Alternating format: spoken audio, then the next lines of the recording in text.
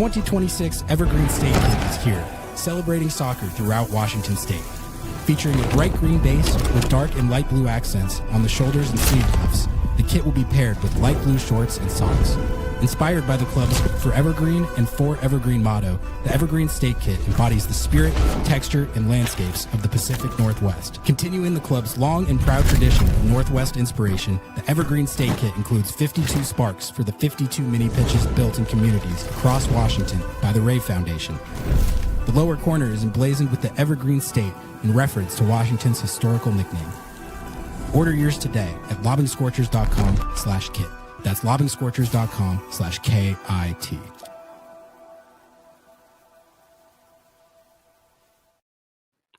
Good morning, everybody, and welcome to another episode of Lobbing Scorchers Kickoff. I'm Ari. That's Nico. The Seattle Sounders are coming off a bye week, but we're still laying one down on this fine Monday morning, and we got a lot to get to. We're going to do a little thought exercise here this morning. We're going to be comparing Seattle Sounders designated players to other designated players around MLS. The Sounders are back at it in league play on Saturday at Houston Dynamo FC, another edition of the Seattle Sounders Roadshow. So we'll talk some Houston Dynamo, and then we're also going to be talking some CCC and Tigres, a big quarterfinal series coming up there as well. Not sure if you guys heard about that one, but that's a pretty big deal. So we'll talk about that later on in the show. Nico, thanks for tapping in as always, man. What's up? How's it going? What's going on, Ari? To be honest, it was a bit of a rough sports watch weekend between my bracket finally giving up to Colombia, getting a couple of tough losses in friendlies. I didn't have a great Sounders off weekend, but, we're here ready to go with some interesting topics to talk about. We got some interesting games in the upcoming future for the Sounders, and even some USMNT stuff that was That's there. right. Christian I got was forgetting something in the intro. We're going to talk some USMNT as well. Friendly against Belgium didn't go very well. Christian rolled on on the field, but it was a 5-2 loss for the USMNT, so we will talk about that as well. Good shout there.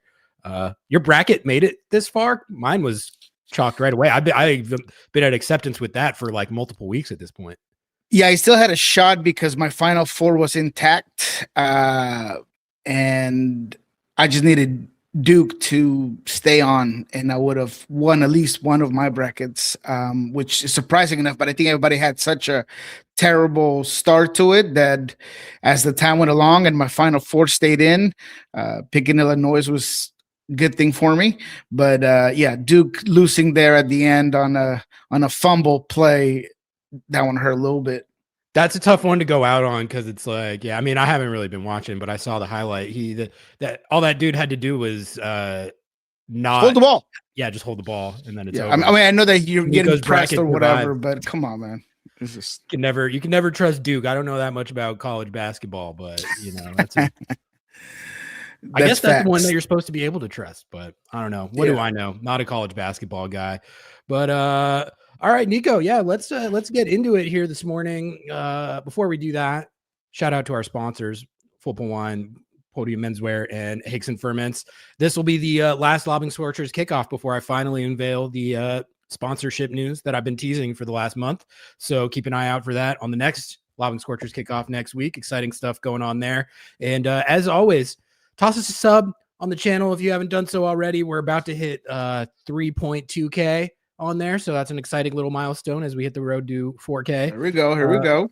Yeah, good stuff. Toss us a follow on Instagram, TikTok, and follow the Facebook page, where we've been on the Facebook game, and we're almost at 1K on there. So help us on the road to 1K on Facebook. But all right, Nico, you ready to do a little designated player thought exercise comparison? Because that's what I was doing last week. I was telling you guys that I was crunching some numbers. I was looking at the stats. I was looking at price tags and all that. And, I found there was some conclusions that I came to that I would have expected to, but there was some stuff where when I actually sat there and I interrogated it and I thought about it, the conclusion was not necessarily what I would have expected. So I wanted to share what I found with you, Nico, and get your take on it and share it with the audience as well. But I'll explain the premise of what I was doing beforehand, and then we can get into it. Does that sound good? Sounds good. All right. But so basically what I was doing is, there's a lot of consternation about the Seattle Sounders designated player situation. And, deservedly so in a lot of regards. I think we all know the situation with Pedro de la Vega and Jordan Morris's injuries, but I think even outside the injuries, Nico, I think there's a general sentiment that the Sounders designated players as compared to the rest of the league are underwhelming, unambitious. They don't splash the big fees, which is also true. And just in general, I think there's a premise that if they were more ambitious and splashier with their DPs, they could maybe push the team to an even greater ceiling than they already have. And they're kind of hamstringing themselves by handling the DP situation the way that they are. And obviously you throw the De La Vega and the Jordan Morris injury situations on top of that, and that sort of adds to that discourse. But what I was just trying to do was interrogate that a little bit. And some dangerous waters there, Ari. What's that?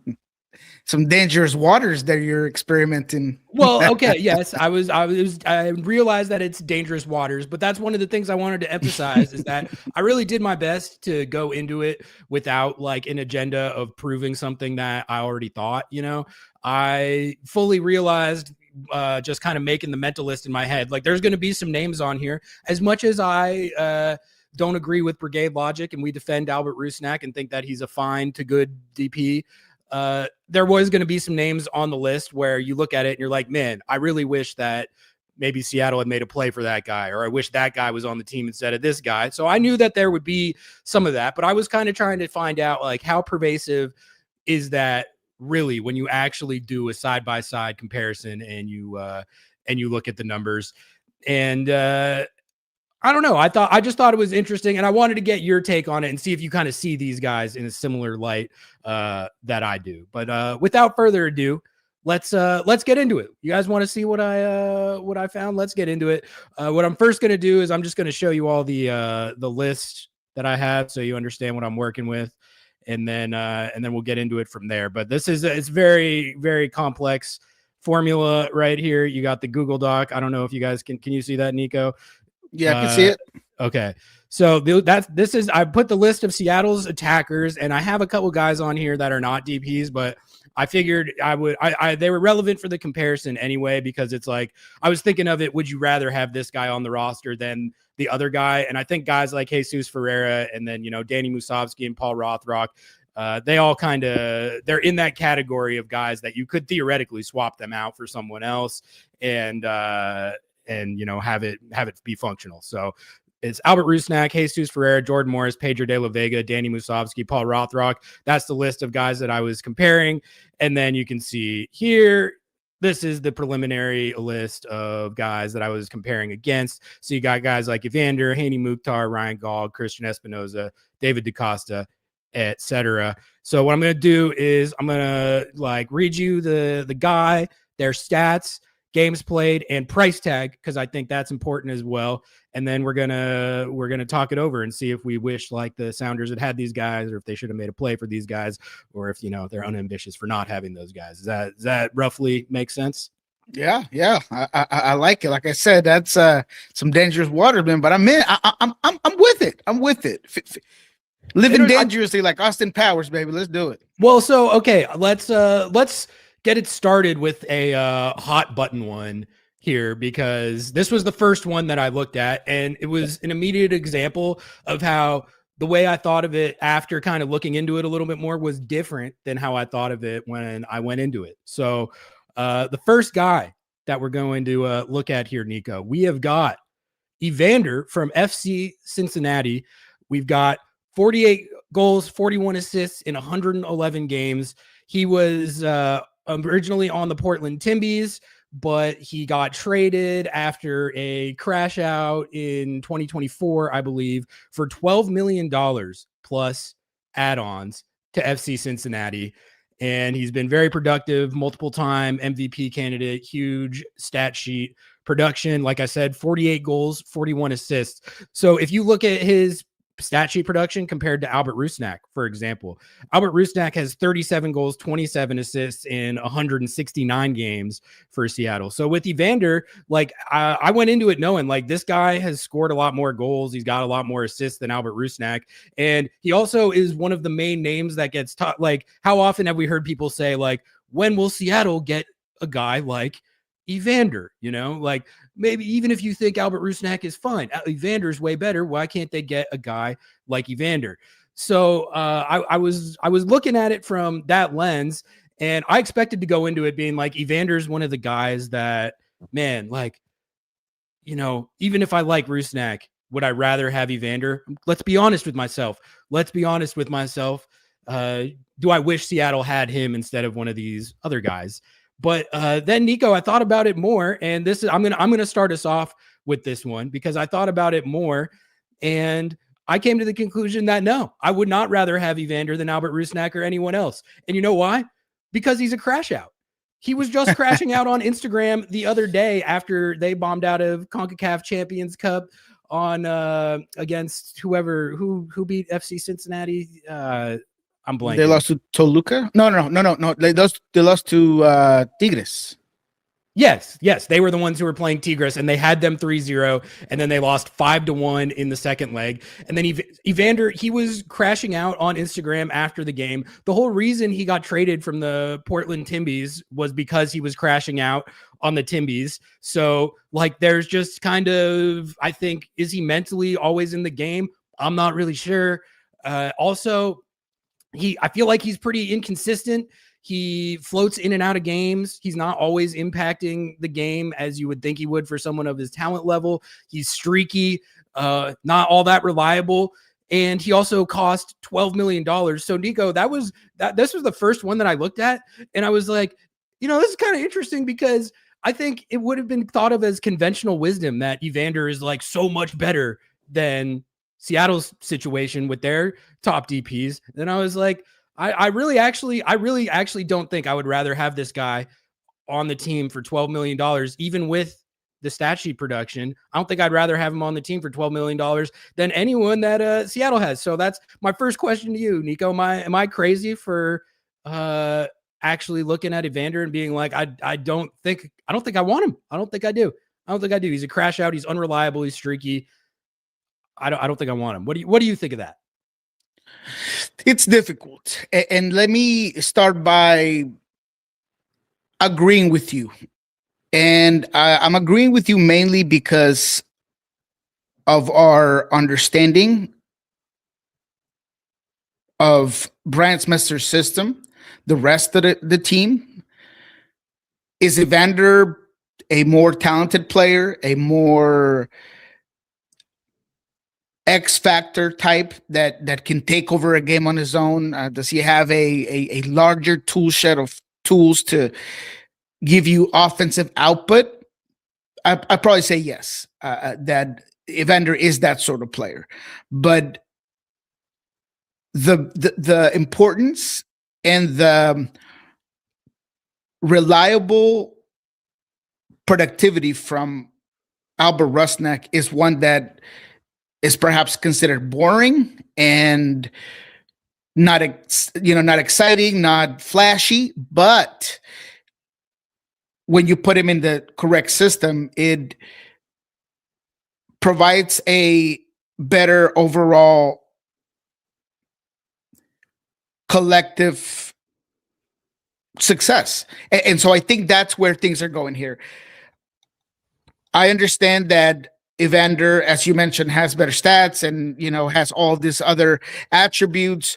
And if you look at it on paper, it might be a no-brainer that you do need a guy like that to get your team to a better place. But if you look at where he's been, the types of teams that he's been in, and if we're going by results, look, Cincinnati hasn't really done anything with a guy like Evander there with what you would consider better talent in terms of, you know, a guy like Denke, or a backline with all these millions being just burned into flames, with Robinson and Miazga and all these guys. So if we go by what people want to see, which is at times play soccer like they would Soccer Manager or FIFA or whatever, it just doesn't quite equate. So I believe that I would stick with Albert Rusnak because he is a player that is going to allow my system to work better, that is going to not play for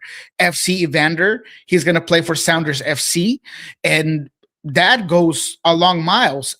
If there's anything that I've learned from Chris Henderson, Garth Lagerway, even Kirsch Smith, intangibles matter. And those crash outs that you were talking about that people might brush off as, really, is that what we're going for? They do matter because you don't want a player that's going to compromise the unity of your locker room. You don't want a guy that's going to overcommit in certain parts of a game because he is trying to play for himself and play hero ball, if you will. He is going to ruin your shape defensively. He's not gonna track down. He's not gonna make that extra pass, right? Because I'd rather take a 30-yard shot, 20-yard shot, because that I feel like I have that in my tool shed. So I would agree that for the Sounders system and looking at that collective combination of players in that attacking end, that I would rather stick with a guy like Albert Rusnak. And intangibles to me are just as important as they are to the Sounders. I feel like that is something that a lot of fans don't see, a lot of even pundits that aren't, close to certain teams, they can't see it because they don't understand the way the system works. So yes, I think that although it's difficult, because I understand that it's hard to pass up on that sort of talent, I would think that I would stick with a guy like Albert Rusnak over a guy like Evander. I don't think that the Sounders would be any more successful with Evander on the field. And I really do mean that. Yeah, isn't that interesting though? I came to the same conclusion, and that's not the conclusion that I expected to come to. I was trying to lead it off with the first guy being someone that I figured that I would pretty easily like take on Seattle, but I don't want the crash outs. I don't want the drama. No, thank you. Say what you want about Albert Rusnak, but you're never going to see him on his Instagram stories just typing away, talking about everything that's wrong with the organization and how he is the greatest of all time and everyone around him is terrible and that's why the team's not winning. Like you don't want the drama, and that's kind of stuff that you got to think about with these guys. And it's also when you talk about DPs that come to MLS that are as talented as Evander, sometimes you're like, how did this guy end up coming to the league? Sometimes there's a reason for that. And I think we're seeing that with Evander. Like he already forced his way off the Timbies. It's not going well at Cincy right now. So yeah, I mean, that's that was the first guy, but Nico, let's keep it pushing. We don't need to like break down every single one of these guys, but like, no, but call it what you will, but, and I mean this so everybody can really try to just picture it, imagine it.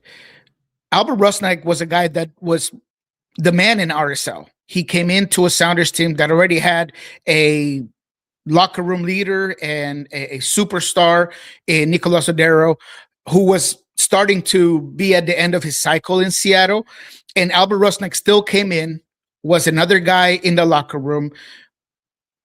He was asked to play a position he had not played at the 8. He was able to do it with the best of his abilities. He was able to produce. He cemented a unit that was so good that ended up winning a CONCACAF Champions League. And I don't know if you could put Evander in the same situation and ask him to do all these other things, and he would have that sort of success. So I just want to reiterate that I understand where you're going with the exercise.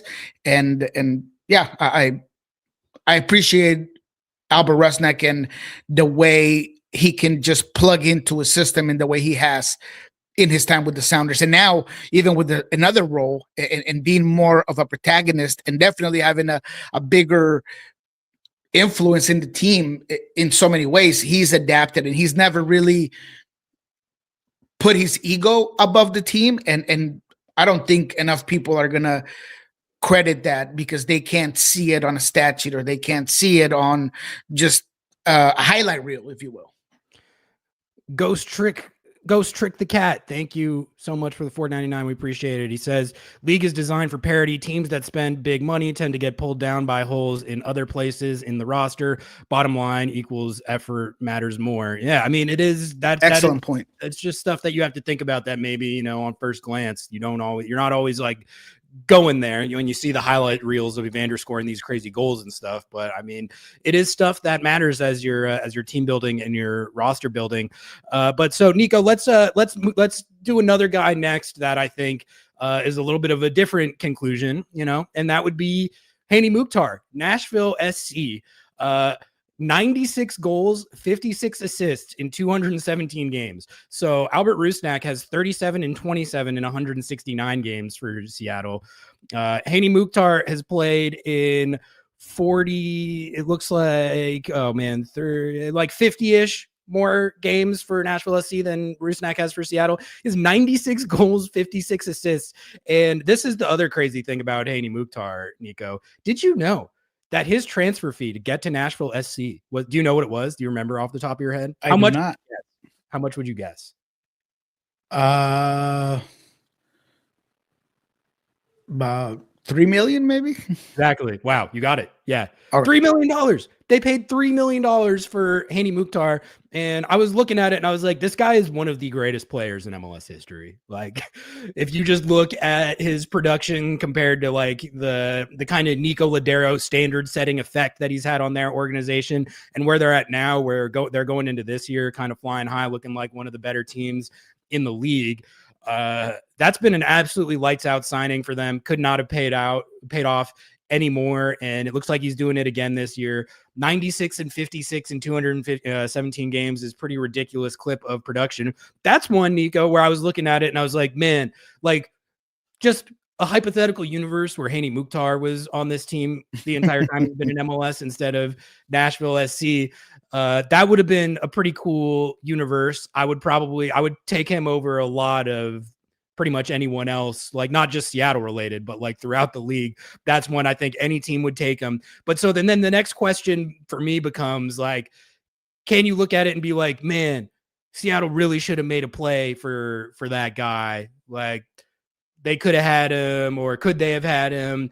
And that could have changed the whole future, changed the ceiling. And, you know, that's where I'm like, yeah, I'm not actually, you can't really say what impact that would have had, but that is one where I look at it and I'm like, that's a guy I would have taken on this team every single day of the week, every single day of the year, 24 hours a day. Do you agree with that when you look at Hany Mukhtar? And then going off of that, do you think, like, you know, should we be critical of Seattle for not making a bigger play for Hany Mukhtar? Or I guess a lot of people feel like if it's not Hany Mukhtar, get someone who's more like that. Because for me, it's like also like, you know, it is easy to say that, but we should be mindful of the fact that, you know, finding a guy like Hany Mukhtar is kind of like winning the lotto.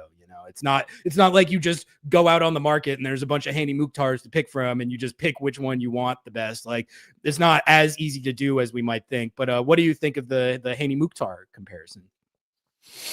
This is where the exercise gets difficult and dangerous because it. Oh wait, James is pointing out that this is an even better one because didn't Seattle have discovery rights on Hany Mukhtar too?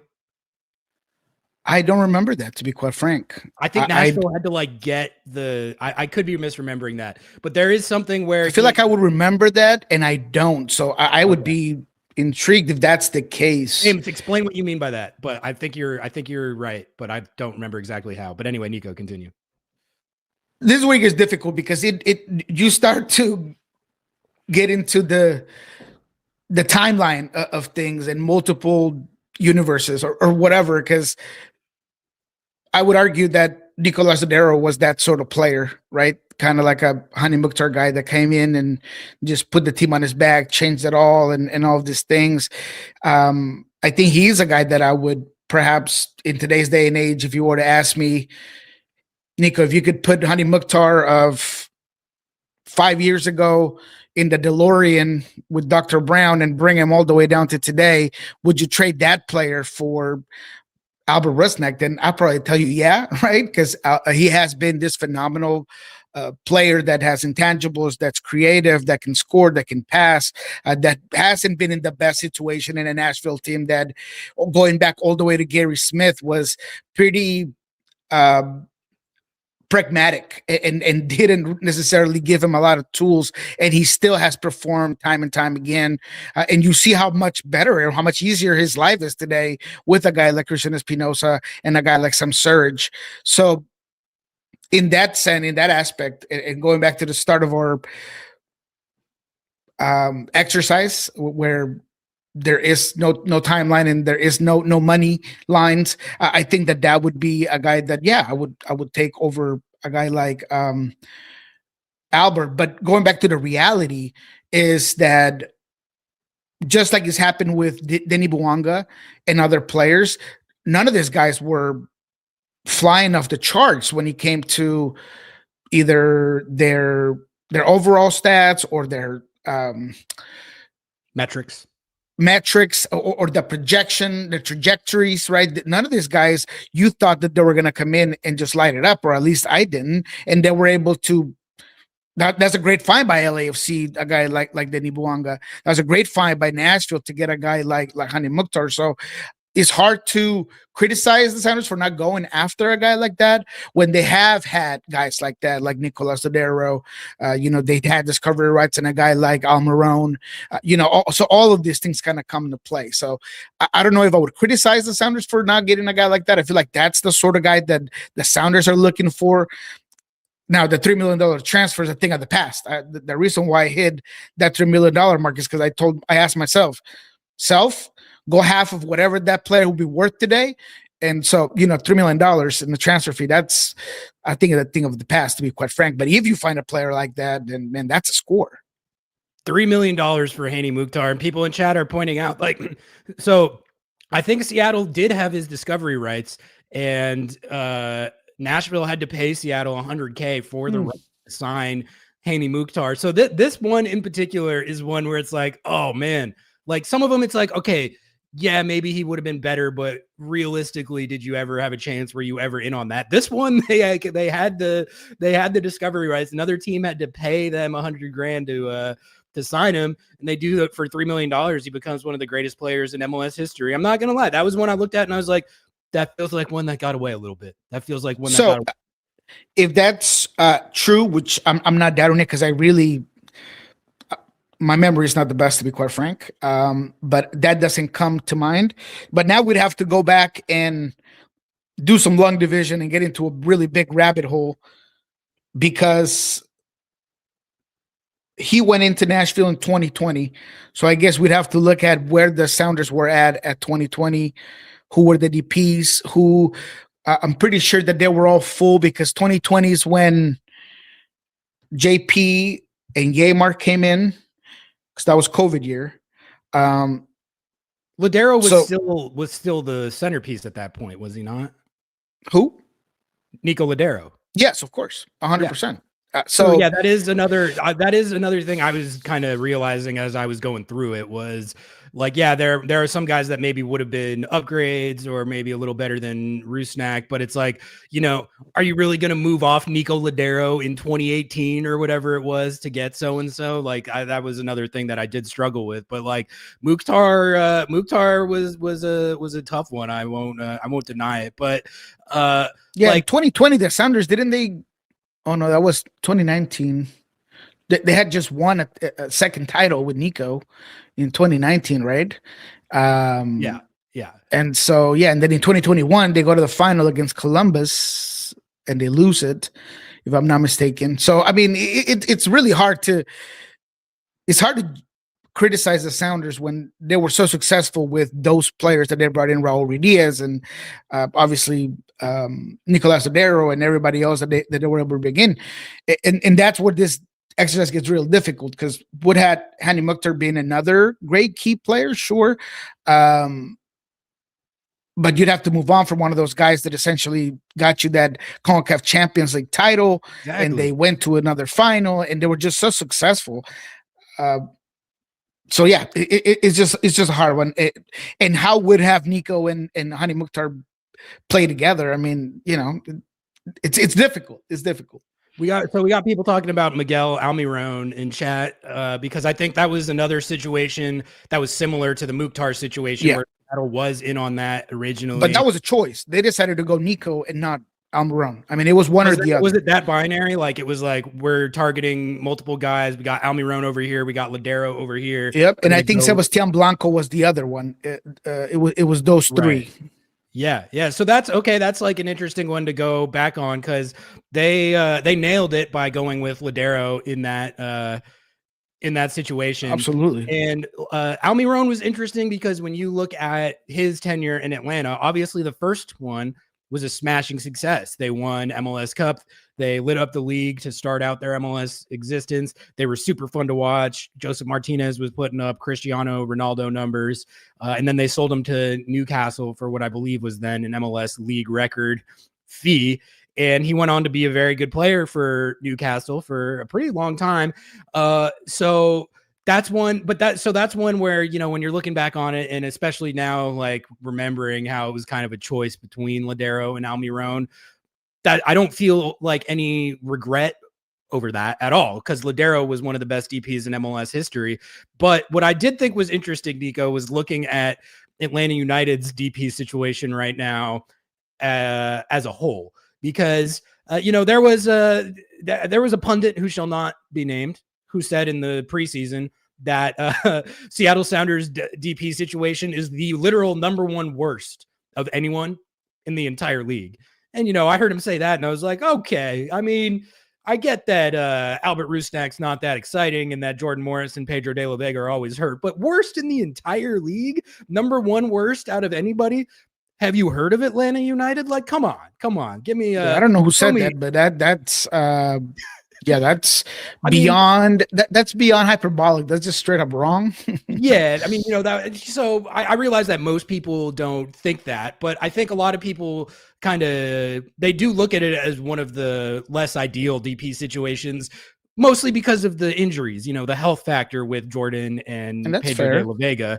So it's not as much like, I think, an argument on their ability or production as it is their health and availability. But let's look at Atlanta, because this I thought was telling and kind of illustrative of another conclusion that I came to. If you look at their DP situation right now, you have the return of Miguel Almiron. He has 28 goals, 28 assists in 108 games through both of his stints with Atlanta United. And he returned, I believe, was it before last year that he returned, or has he been there? Is this his third year back? I don't know. Either way, they paid Newcastle $10 million to bring him back. So that's way more. This is second year. Yeah. Second year back. They paid Newcastle $10 million to bring him back. Their other two DPs are Alexei Marinchuk, 14 goals, 7 assists, 55 games for $13 million. And Emmanuel Latte-Loth, 9 goals, 4 assists, 37 games for $22 million.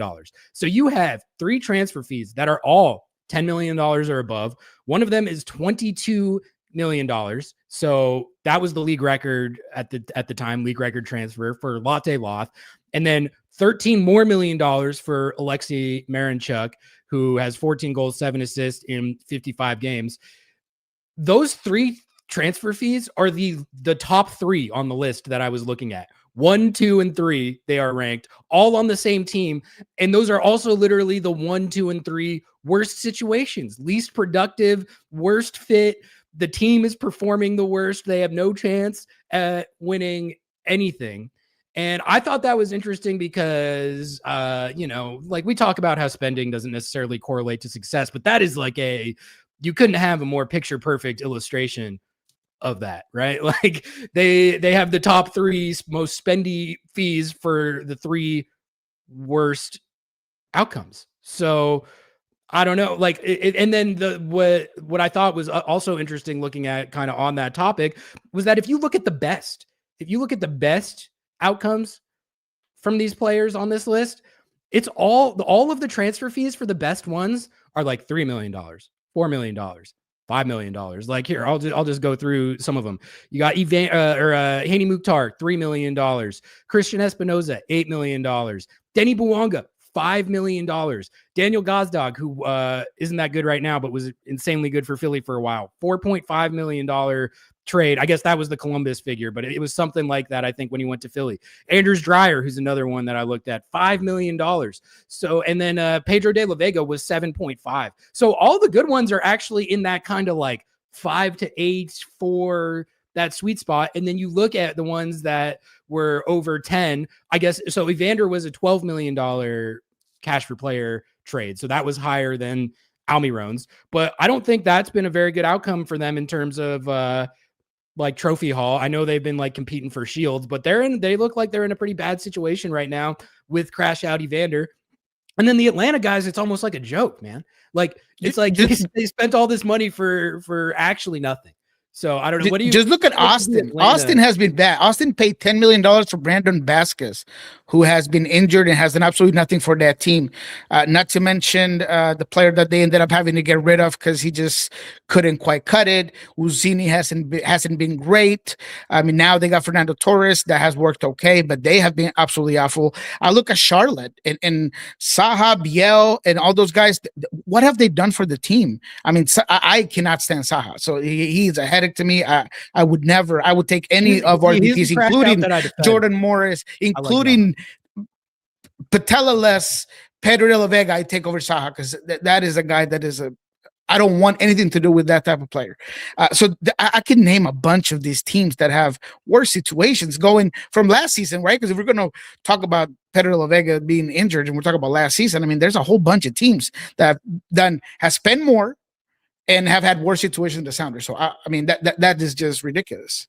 The Atlanta situation is just, I think we all knew the situation that they were in, but to look at the list that I made and then see 22 for Latte Loth, 10 for Almiron, and 13 for Marinchuk, that's tough. That's tough. I would not swap any one of those guys onto Seattle for any amount of money. Like you couldn't pay me $100 million to put any of those guys on Seattle's roster. That's how poorly that worked out. So, it's just that is an example of a situation where the spending and ambition has not translated to success. But Nico, on the flip side of that one, let's talk about Anders Dreyer. That was one where I looked at and I was like, ooh, man, that would have been nice. That would have been nice. Yeah, I mean, if you ask me if I would rather have Dreyer or Jordan Morris, I mean, of course you're gonna go with or even Pedro de la Vega. I mean, you got to go with pretty much anybody.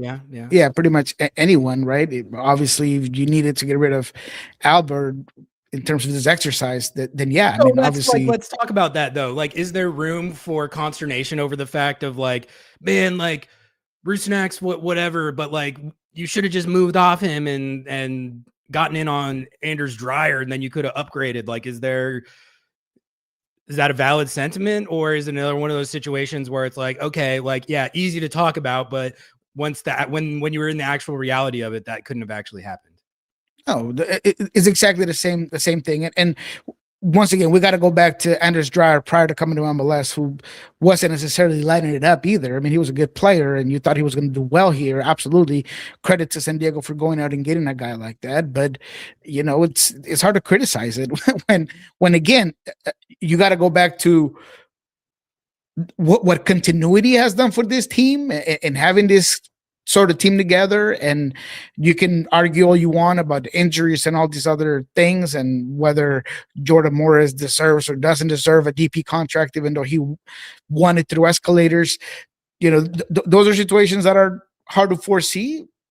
But if you are asking me if I'm concerned about it, no, I'm really not concerned. I think that once the Sounders are ready to move on and look for that next DP, once you have a guy like Sean Henderson on the lookout for talent, you're A-okay, and you're going to be able to get a guy that has all these components, and they'll be able to get a guy that's going to come in and perform. It's just that they haven't had that ability to do so. If the Sounders were in a situation where identifying talent was an issue, then I'd be concerned. But that's not the case here. Yeah, that is one thing I was thinking about was, I think they're in a fine situation with Albert Rusnak, and his Rusnak's stat sheet production, if that's the only thing that we're looking at, has been excellent, but it has not been necessarily the Hany Mukhtar, Anders Dreyer, Denny Bwanga end of the spectrum. And so when the day comes where they are looking for a new DP to replace Albert Rusnak, I think they should try and go for a guy that obviously has that ability to stuff the stat sheet like a Hany Mukhtar or Anders Dreyer. Like, that would be awesome to have on this team. And I understand why people want that on this team. At the same time, another thing I was thinking about with that, Nico, is like, yes, Albert Rusnak's stat sheet production is kind of like a step behind guys like that.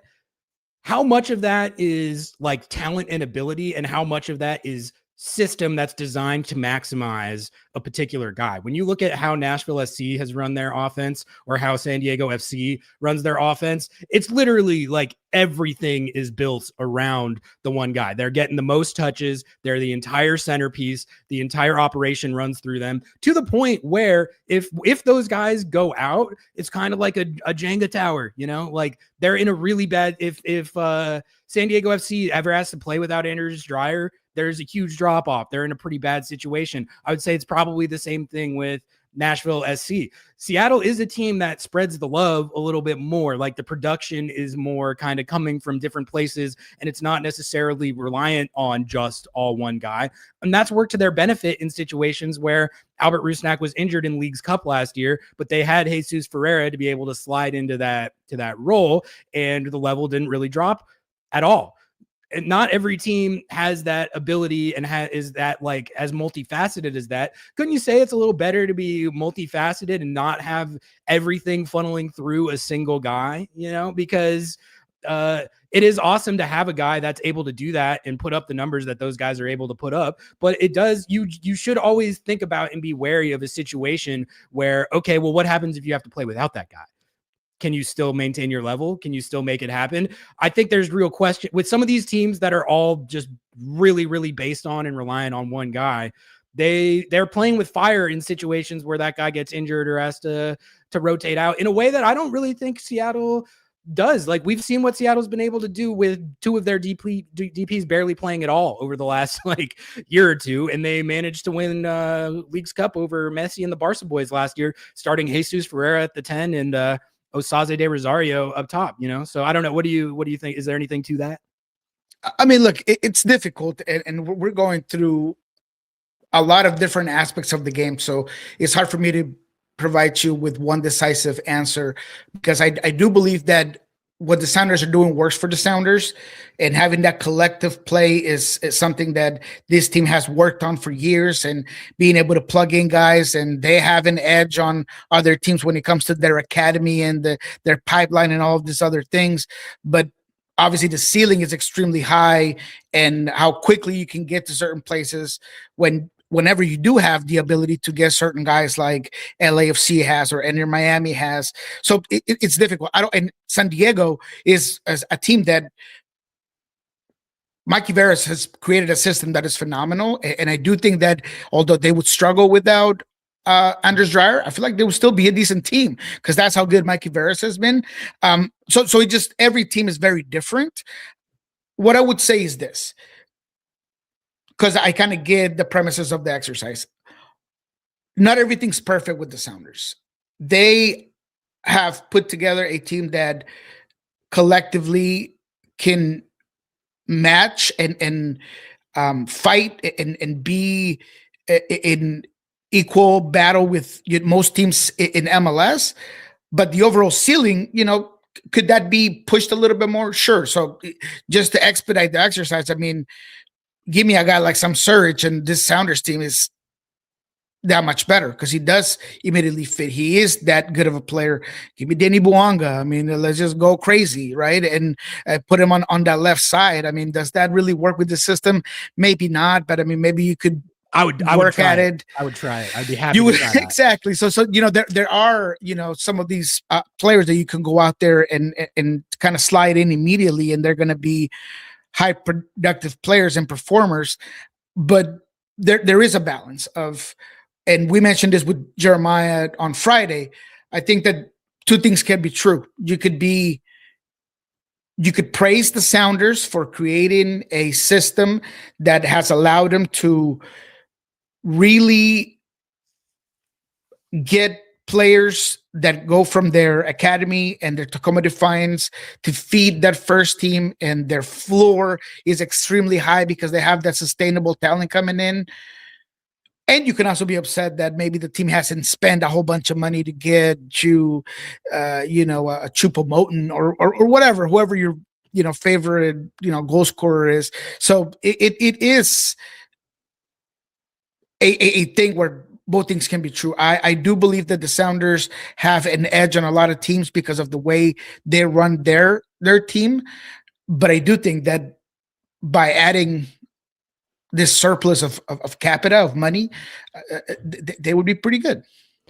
Yeah, overall, I was surprised at what I found is that there wasn't actually that many guys in the league right now that I would surefire swap into Seattle's roster guaranteed over the guys that they have right now. If we're talking like purely based on talent and ability and theoretical production and not health and availability, I mean, it was Hany Mukhtar, Denny Bwanga, Anders Dreyer, and arguably Christian Espinoza. Those were the names that I looked at, and I was like, man, like it would have been sick to have those guys maybe instead of another guy, or just to have those guys in general. They could have done great on this team. So that, that's four names right there. But just as we wrap up the exercise here, there was like, let's look at some of the guys that have not done so well.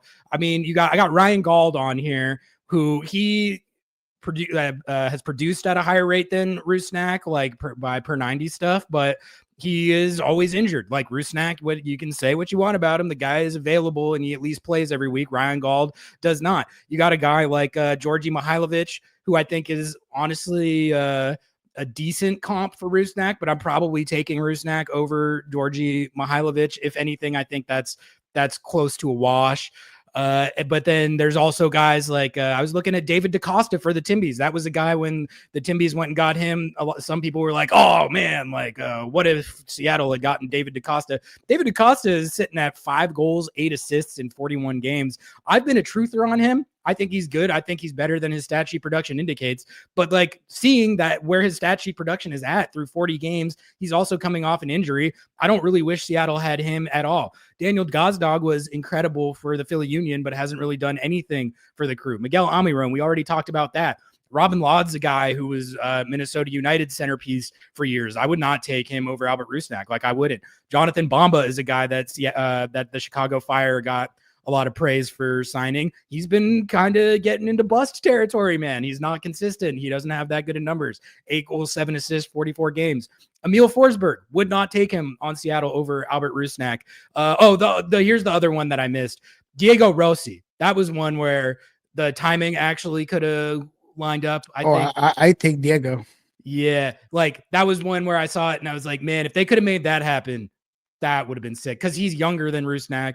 And I just think that he's such like he's one of those guys where you put him in MLS, you're going to get the stats at least. And I think you could say that about Rusnak too, but Rossi's younger, a little more dynamic. So that was one where that was so like, I guess five names throughout the league where you could argue for him. Just for fun, Nico, Lionel Messi, 82 goals, 44 assists in 94 games. All it took was an $150 million contract and have him own now as a co-owner of Apple TV and an elaborate arrangement with the oligarch class to get him paid hundreds of millions of dollars. But 82 goals, 44 assists in 94 games. First of all, I was just like, okay, I mean, we can look at these statistical comparisons with the rest of these guys, and even with Bwanga and Hany Mukhtar and the guys that put up really crooked numbers every year, there's at least sort of like a ballpark relative comparison that you can work with. 82 goals, 44 assists in 94 games. We all know it's Messi. He can do that stuff, but it was still pretty remarkable to see it spelled out. But with that one, you're like, all right, like should we be crashing out that the Seattle Sounders weren't the Messi team? I mean, that was probably never in the cards, sadly. But like just the raw stat sheet production that you get from being the Messi team is kind of crazy, dude. Like 82 and 44 and 94 games. How is that physically possible? I don't understand that. Like that is.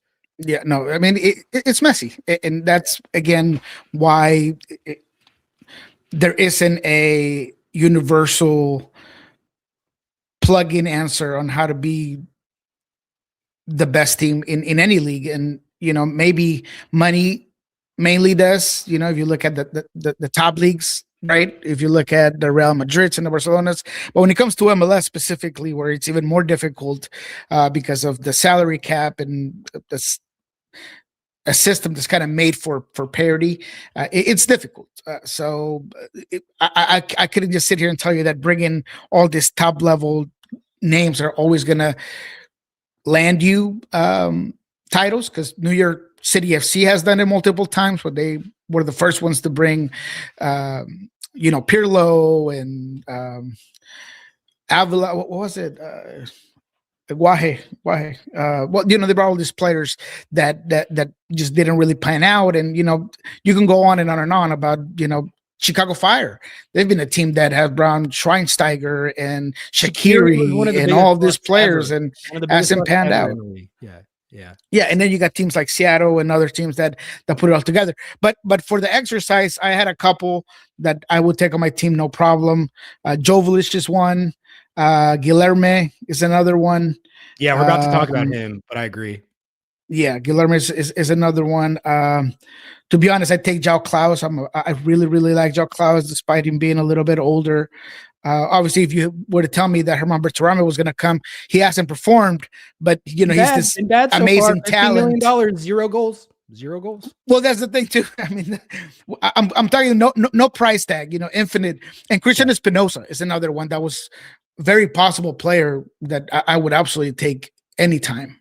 Yeah. I think we're all Christian Espinosa heads on this show, but that's one where I consider them like relatively similar tier to Rusnak and De La Vega. But then, like the health and reliability thing, Espinosa is just like nails. He never misses games. And I just love him. I would have been so fired up if Seattle had been able to pull that off over the offseason, even with the kind of logjam that they have at that position. But yeah, no, there are definitely names in there that would have been cool to have, but it wasn't as many as I expected.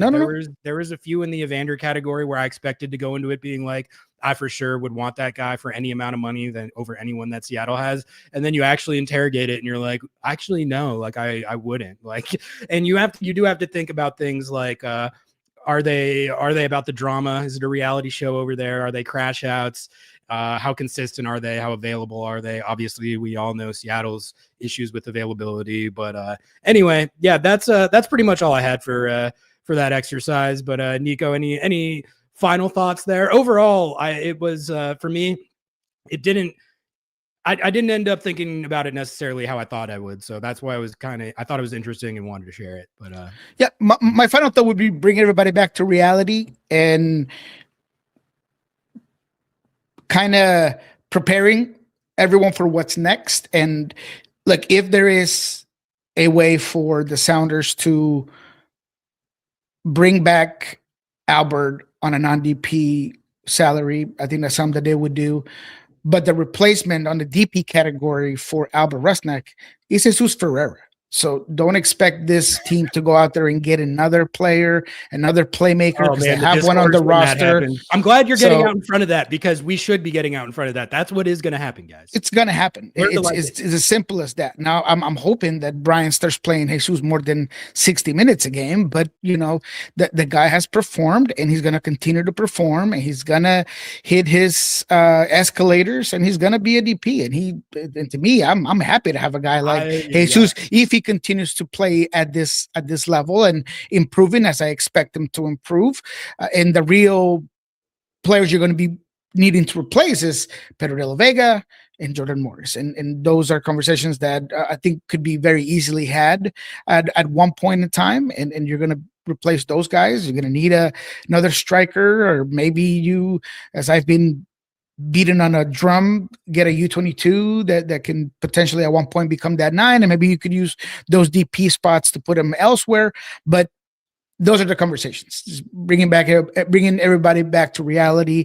I do think that whenever, and the closest contract that is set to expire, I believe, is Albert's, and that one I don't think people are going to get necessarily what they want, because whether you like it or not, Jesus is going to be that guy.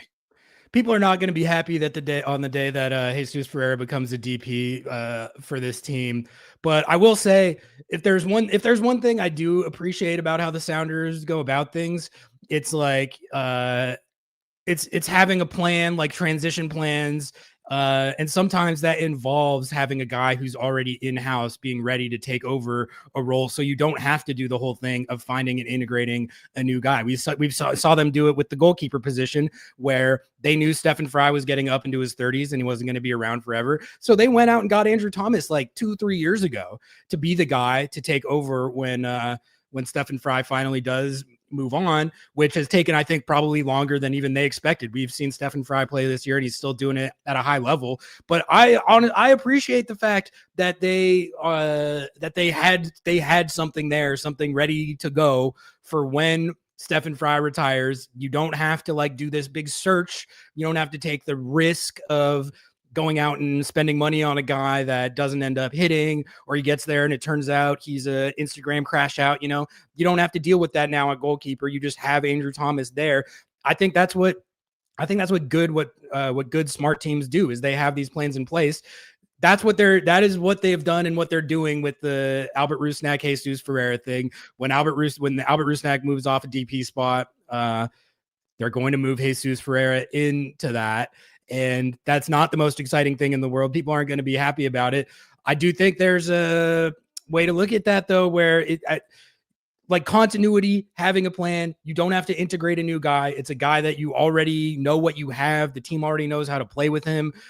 That's the type of stuff that allows you to be able to not have these periods of time where you have these big drop-offs while you're moving guys on and then bringing new guys in. That's what creates those situations where you're like, all right, well, we might have to just take our lumps for a bit while we figure this out. When you already have the guy in house and you have that planned up, then you don't have to do that. So like, I don't know. I realize that a lot of people don't agree with that, but I think the Ferreira plan is an example of something that's probably going to allow them to maintain their level and not have to deal with these drop-offs that we're talking about. Like, do you see that different, or is that? Yeah, no, I agree. And look, in conclusion, let me hit you with a dad gang message here. The grass is not always greener on the other side, and I know that there is a lot of room for the Sounders to improve, and I'm not here to tell you how to feel. If you want to be upset about the fact that this team isn't getting all these big players, then be upset about it. If you are very proud of the way the team works and operates, then be happy about it, and you can feel that way. As long as you're, educating yourself and getting the right information. That's why, I got a lot of respect for James. James, he's always mad about something, and he's got this, campaign against Albert. But I mean, he educates himself. He's in there. He, listens to us. He's doing his own research, and that's totally fine. It's his prerogative to do so. But I always say, put things in perspective. And as a Sounders fan base, I think you guys have been spoiled for the last 15 years, or ever since the beginning of this team. Because you could be Orlando and bringing in Kaká and Nani and go absolutely nowhere. You could be Chicago, we just mentioned, Shaqiri and Schweinsteiger, get absolutely nowhere. You could be the Portland Timbers that spend all this money every single. You really want to be Atlanta United? You could be Atlanta. They've been missing on guys since Ezequiel Barco. Is that what you want, Ezequiel Barco? I mean, there is just always that perspective of maybe things are not as bad as you see them, although I repeat, it is your prerogative to feel any sort of way you will. But if you really look at things on a broader scale, I think you would be happy with what you have. Not to say that it can't get better. It could always get better, but that's just my take on it. That message of the day there. All right, Nico, we got about 10, 15 minutes-ish left here. So let's talk about some Houston Dynamo, maybe a little Tigres, maybe a little USMNT. We can rapid fire it. If you are watching on YouTube, please like the video, sub to the channel, like, comment, subscribe, rate 5 stars, follow us on Instagram, TikTok, all that good stuff. Nico, let's hit USMNT first, because I did want to get to that today. Because there's a lot of red hot discourse flying around with that. Christian Roldan did get into the game against Belgium, played the second half. The second half did not go very well for the team, but it was good to see Christian get out there. I still think he's probably going to make the World Cup squad. But a lot of negativity flying around after they got waxed by Belgium 5-2. It was actually a competitive game in the first half. It was 1-1 at half. US scored first. Weston McKennie scored first. It was 1-0. Belgium equalized, and then the second half got away from the old Yanks, and it ended up 5-2. So let's talk about that real quick, because anytime that the USMNT gets beat that badly, the discourse is blazing hot. But so I guess the only thing I wanted to say, Nico, is that you got people out there who are going to blame that result fully on Sebastian Berhalter and Christian Roldan, and that's fine. Do what you got to do to make yourself feel better, whatever helps you sleep at night. But the reality is, my take on the USMNT. Are you ready? This is my take on the USMNT. Okay, this is the issue with the USMNT. They're not that good. Okay, not a very good team. Not that good. Not that good. It's fine to be not that good, but they're not that good. They haven't been that good for pretty much their entire existence. But Greg Berhalter used to talk about being the team that changes the way that the world views American soccer. And this player pool was supposed to be the player pool that did that. And I think watching the Belgium game, I was kind of just like, you know what? They're not that. They're not going to change the way anyone thinks about American soccer. They're not better than the previous generation that came before them, for all the talk about the clubs that they play for and how much pedigree that they have compared to the old guard. They have not gotten better results. In fact, I think they've gotten pretty much the same, if not worse, results. And there's enough of a sample now to say that. So not that good a team. I don't know why people expected it to be that good of a team compared to based on what we've seen over the last few years. And the MLS guys are going to get blamed for that. But when I look at the team, I think the scrutiny really should be on guys like Christian Pulisic and Weston McKennie and like Gio Reyna, that whole little crew. Okay, those are the guys who are going to make or break the fortunes of the team. All right, it's not going to be the defensive midfielder that played 6 minutes at the last World Cup. You can trash on that guy if it makes you feel better, like I said, but that's not going to be what changes anything. And when I watch a guy like Christian Pulisic play, man, at this point, zero dog in him at all. Negative X dog. Doesn't have the mentality that you need to succeed at the international level or really be the guy to lead this team into the next generation and become like the greatest US team ever. I don't think he's that. I don't think he's that guy. He's got no dog in him, and that permeates the whole team. Team doesn't have any dog in it.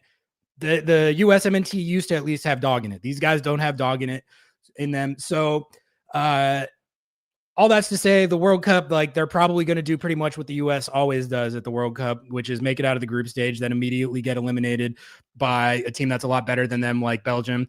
And Belgium is way there. That was a way better team. I watched a lot of that game and I was like, wow, there's one team that's way better than the other. The team that's losing this game is just not very good. So that's my USMNT take. Nico, what's your USMNT take? Let's start with just saying what everybody needs to hear. This is a friendly created and designed to do this, allow you to troubleshoot whatever's not working. So the USMNT was not going to win the World Cup if they beat Belgium 5-0, and they certainly are not going to get bounced out of the group stage because they lost 5-2. So that's number one. Number two, I do find it hilarious that you're going to blame the MLS guys that essentially are your depth part of the roster and not go after the stars of the team. So to be fair, there was a lot more Pulisic scrutiny than there usually is. I think finally the bots and the USMNT fans, they realized, they're like, wait a minute. He played terrible. My entire reality is crashing down around me. Anyway, continue. And he's been bad. He has not been the Pulisic of old. And the fact that he didn't even have the captain band in this one was interesting. Was that a message from Pochettino? Does he not deserve it? I mean, he really hasn't been good at the club level, but usually when he comes to the USMNT, a lot like James Rodriguez for Colombia, he turns into a whole other player, but he didn't in this particular game, and that is concerning. So other than Weston McKennie and Anthony Robinson, none of the big boys came out to play, including Balogun. You could say that he didn't get the service or he didn't get enough, play or whatever it could be. There was a lot of talk about Cardoso. Cardoso was fine, but he wasn't lighting anything up.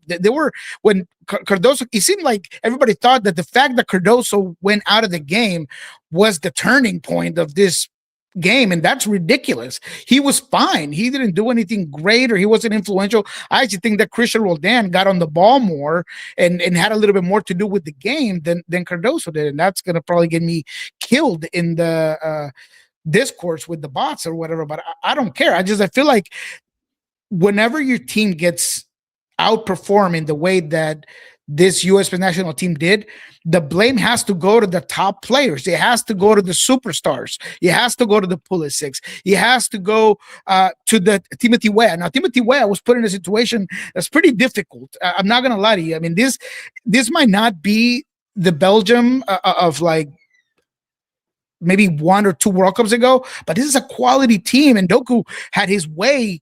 He was going to get his way, and he got his way with the team. And when De Bruyne, regardless of his age, whenever he's on the ball, he is cerebral. He's looking for the gaps. He is pushing. He's putting guys through. I mean, this is a quality Belgian team. So if your top players were not going to come and perform, then that's who should get the blame. It shouldn't be the Sebastian Berhalter, though he did have a pretty horrible game, I will say. Berhalter did not do himself any favors in this particular game. He was bad. I'm not going to lie to you. But the concerns are Tim Ream. If he's going to be your guy, you better be able to cover him with playing a 3-man backline that has been successful in the past. And I know that Pochettino talked about, like every coach does, well, it was a 4, but when we build, it's a 3. But, it's very hard for me to believe that either Robinson or Weah were going to be that third guy. Maybe Tessman, right, when he comes in and he covers, he could be the third guy in that back line, but it doesn't quite fit. So if you're going to have Tim Ream, who to me should not be in this roster, he's getting exposed because of his speed and his age and all these things, regardless of how good he's on the ball, then you better be able to cover him. But those are the real concerns. Is the star power is not playing at a star power level.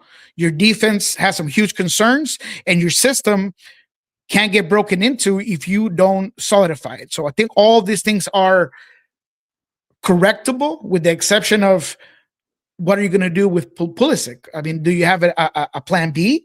Is it Gio Reyna? Is he the guy that's going to come in and be your guy? Because Gio also hasn't been playing great, or hasn't been playing with his club team. So who is your guy that's going to come in and be that next Captain America if your golden boy is not playing to the top of his game? I'll say this about Pochettino. I actually think that when they first hired him, I was skeptical and it didn't seem like it was going that well, but I came around on him as a coach. I think that he's a good coach. Like, I really do. I think the way that he analyzes the player pool, you can tell he does it from a place of objectivity. He doesn't have any agendas. He's not a bot. Like, he's going to give the opportunities to where he thinks they should genuinely go based on merit. And I can appreciate that about him. And I think there have been periods of time where he's had the team playing well, even if it didn't happen in the Belgium game. And it's probably not going to result in that many different outcomes at the World Cup than it usually would. I do think he's a good coach, but he is back. He's back on my bad list, Nico, because he had that comment a few weeks ago when Tim Weah was talking about the ticket prices at the World Cup and how he felt like it was unfair. and that real fans were getting priced out, and that he thinks FIFA should really look at changing that. It was a good quote. I appreciated that from Tim Weah. And then Pochettino comes out and he says, our players should not be speaking on the ticket prices at the World Cup. That doesn't involve us. That has nothing to do with the footy. And I would really implore Tim Weah to not be saying stuff like that to the media. Shut up, Poach. Shut up, dude. Like, that's someone who has either never in their life had to worry about money or hasn't had to worry about money in so long that they've lost all concept of what it's like to be like a regular member of society.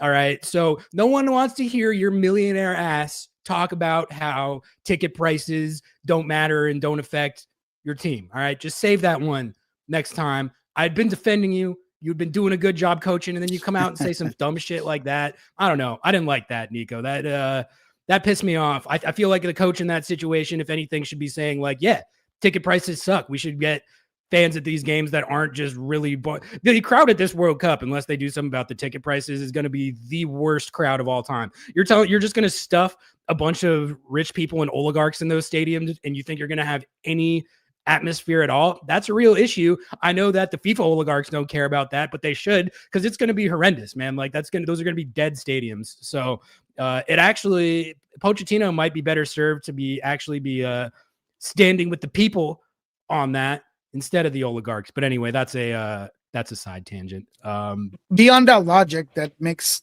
all kinds of sense. And I think what most, if not all, players and coaches should be trying to get across is that is unfair. Just stick up for your guys. I mean, as a coach, you got to pick your battles. And if you're going to throw your guys under the bus over something like that, and you on the behalf of FIFA, I mean, it was just to me a unnecessary problem. And I don't know if he did it as an impulse or he had it prepared. I mean, I'm not sure how he came about that statement, but I just thought it was ridiculous. But I do believe he's a good coach. I think that he has some really heavy duty fixing and understanding his group, his depth. Because if Robinson's going to be coming off and Arfson is going to have that hard of a time as he did in this one, then you got to figure out what's going on. And if a guy like Patrick Adjumon is going to give you certain things, and maybe he's going to be a guy that you get to start, or a guy like Gio Reyna that I don't think he's as good off the bench as he's starting off, in my opinion. I think maybe you got to figure out just your starting 11. You got to figure out your system. You got to figure out if you're going to play with 3 in the back or not, and you got to stick to it. Bottom line is, you are going to have to grind some games out in the World Cup. And that's got to be a reality check for Pochettino and this team. Yes, you're the host. Yes, you have some quality players, but you're not going to be able to go head-to-head with a team like Belgium all the time, and you got to be able to grind it out. Now, the good thing about this is that Belgium is a lot better than any of the teams you're going to face in the group stage, and so is Portugal. I just watched Portugal against Mexico, and they played kind of in third gear or fourth gear the whole time. They didn't really push it in until the very end, and they put Mexico under a lot of pressure. So I'm looking forward to seeing how this team responds against Portugal in this game, and what kind of character they show in that particular one. And is it Matt Freese at goal? I mean, Matt Turner was fine. He had some really good saves, but also that first goal, I feel like he should be able to get to it. So, there's just a couple of things that need to be fixed there. But overall, I do think that the biggest issue for this team is, can my best players do enough for me to beat or match up with the best players on the other side? You want Tim Weah to shut up, Pochettino? How about you shut up, Poach? Have you ever thought of that? That's my idea for you, buddy. All right, Nico, before we get out of here, let's just do some quick rapid fire thoughts on the Houston Dynamo. Seattle Sounders back in MLS action on Saturday. Roadshow, taking their talents to Houston, Texas. Always a difficult road trip. Nico, let's size up the Dynamo for the people, anyone who hasn't watched as much Houston Dynamo as you and I have this year. I'll give you my take on the Houston Dynamo, which is that they've been exciting to watch this year, not always in a good way, but they have been exciting to watch. We talked about it earlier. I think they're onto something with Guilherme. I feel good about that because there was kind of mixed punditry on that. You had some pundits when they signed him like, this is going to be a really good signing, and some that were like, oh, I don't know about this guy, he could be a bust. So I was like, I'm going to research it myself and see what I think of this guy's pedigree and his background. And I was just looking at his career and the coverage of him before that, and I was like, I think I'm kind of in on this guy. Like, I think he looks like the type of guy that could come to MLS and really rip it up. I think that he's going to be good. And then they also went and got Bogus, who we know can be good in MLS. So I was high on the Dynamo going into the year because of that. I like their DP situation. Ben Olsen, for whatever his flaws have been throughout his career, he's been a coach that has kind of been able to establish a floor at times. And then also, since he's been at the Dynamo, he's shown more of a aptitude for playing like fun and attractive high octane attacking soccer. Remember a couple years ago, they had all these team goals that were like some of the best team goals that anyone in the league was scoring. Like, you couldn't low block against them that year. Like, they would just slice and dice you right up with all these intricate passing sequences. And I remember thinking like, damn, Benno, I didn't know you were like that, but I guess Benno is like that now. But anyway, he showed that aptitude, and now you give him a couple of pretty high level DPs in Bogus and Guilherme, and you think they might be cooking with gas a little bit. And the Guilherme thing has paid off so far. He looks really good. He looks like I thought he might. So I think they have a good one there. And that's going to give a really big test for Seattle's defense. I mean, this guy's going to be running at them, and it's not going to be a very easy game to keep a clean sheet in, especially on the road. But what I will say is that their results have not mirrored how good the Guilherme thing has been working out. And I've watched a couple of their games, and I was thinking like, why is this not? Guilherme is scoring. They look really good on offense. Like, why are their results not going well? And it's just because it's kind of the classic Houston Dynamo afflictions. Like, defensively, they're leaky. They lose control of games. They're a little bit reckless in attack, so they'll charge forward super hard and then give the ball away, and you'll have space on the counter. And they're going to be playing this game at home, so they're going to be going as hard as they possibly can. So all that's to say, it's not going to be easy to keep a clean sheet in this game. I wouldn't be surprised if Guilherme gets one or two, but Seattle should have a chance at taking a result. They should be able to score in this game. It should not be one of those road games where you're grinding a 0-0 when it's super ugly and terrible to watch the whole time, as has been known to happen in Houston, right? So it's a good offense. You're going up against a couple of really good players. It's going to be hard to shut them out, but they're vulnerable defensively, and you can get at them a little bit. That's my Dynamo take. What do you think of Houston in this matchup for Seattle? I mean, you said it all. They are, and it's, I don't know if ironic or interesting to see a Ben Olsen team risk it all on offense and be more of an offensive team than a defensive team. So they do have the firepower to do so, including some pieces of the bench like Linger that maybe have not quite perform, but they have the ability to do so. I think Ponce is a very savvy striker that has, too, yeah. I think he has the ability to go high pretty well. I think he beats balls on his headers extremely well. I think he comes in and out. There's going to be a guy that you're going to have to reference quite often. Guilherme has been phenomenal, and I've been in the Guilherme train. I mean, if you were watching Santos prior to him coming here, you knew that was going to be a guy that's going to come in here and perform. His vision is what maybe has surprised me even more. I thought he had goal. I thought that his speed and athleticism was going to make him a top player in the league. But his vision, man, there's been a couple of balls. There's one to Inelli in the Dallas game that is just on the dot with the pace, leading the player. I think Inelli is a really good player that prior to that injury, you were like, man, this guy's going to light it up in MLS. Now he's back. He's playing well. What the team lacks is what you said. It's not just their ability to defend and their ability to make their blocks a lot tighter, but they don't have anybody in midfield that can really set the tempo, regardless of having Hector Ferreira. This is not the Hector Ferreira of old. And although I like McGlynn, I really do, he's just not that guy that, in my opinion, is going to be able to hold possession, is going to be able to dictate the game the way that they want to. So I feel like the Sounders have an ability to overwhelm the midfield, and they're going to want to expose how open that Houston team is. And I think they are going to come right off the bat and go after Seattle. They're going to want to put Seattle on their heels, and it's going to be about the Sounders being able to pass through that pressure and expose the spaces that they do open up on offense. So transition moments are going to be key for the Sounders at Houston. So you kind of said most of it. I think Bond's a really good goalkeeper, but he gets put into some really tough predicaments. I think that fullback play is decent, not great. So I do believe that the Sounders match up well, but in Houston is always difficult. It's always hard for the Sounders. So we'll see how the team kind of comes about. Vichenko got a red card in this Dallas game. So who comes in? I do like Carlo Antonio ever since he was in Orlando. He's a good center back, but who's going to be his partner for this one? Is to be determined. Boguts is a good player. I just feel like there's not a lot of consistency, in my opinion. So, what version of Boguts you get can affect and up the ceiling level for this Houston team. But they're a good team. It's going to be fun.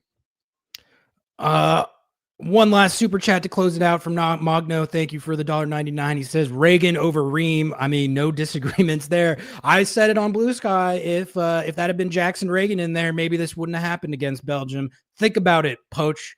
Next time before you're admonishing Tim Weah for his correct takes on ticket prices, maybe think about your center back situation as well. But all right, we're gonna call it right there, folks. If I'm taking an MLS center back, I want one that is thought about as one of the best defenders in MLS. Now, I get that Tim Ream has a experience and a level of veteran, savviness to his game, but if it's not producing, then you got to figure out what else you could put in there.